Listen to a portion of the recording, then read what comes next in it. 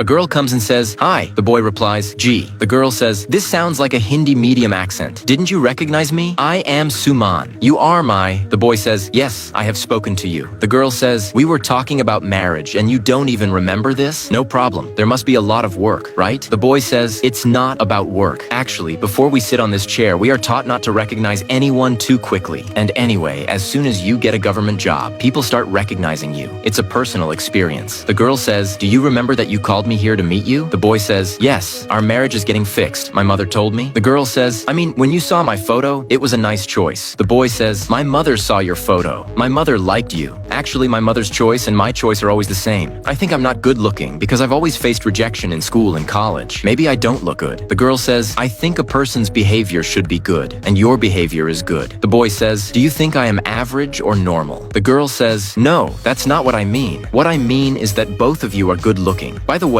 I thought that if we meet, we would get to know each other, but you are interviewing me." The boy says, "I worked hard for 6 years to get a government job, so I can ask 6 questions, right?" The girl says, "Do you want to marry me or hire me?" The boy says, "Maybe after marriage you'll start doing household work and then you'll say that I made you a maid." The girl says, "Why would I say that? In fact, I love doing household chores. What is the need for a wife to work outside when her husband's income is enough to run the house?" The boy says, "But I've heard a lot. Girls always say, 'I want freedom, I suffocate within 4 walls.' So what about those stories?" The girl says, "What are you trying to say? Will you tell me the truth? I don't understand. People want a homely girl, a cultured girl, and when you're getting such a girl, you start questioning her. Just a second. Don't you think that because I'm wearing these kinds of clothes, I'm not cultured?" The boy says, "This is exactly the question I want to ask. What is the problem? When you look good and there's no issue from your side, then why is your family giving dowry without even asking my family? I just want to know. Why?" The girl says, "So what's the problem? I am the only daughter of my family, and they're doing all this for my happiness." The boy says, "What if after a few years of marriage, my dowry demands increase? For example, I want a new car or a new house, but your family isn't able to give that. Then what?" The girl says, "But I don't think you would ever do that. I know." The boy says, "That's why many times girls lose their lives, because it's not always the in-laws who are at fault. Many times parents believe that their son-in-law is not like that." The girl says, "So you don't want to marry me?" The boy says, No,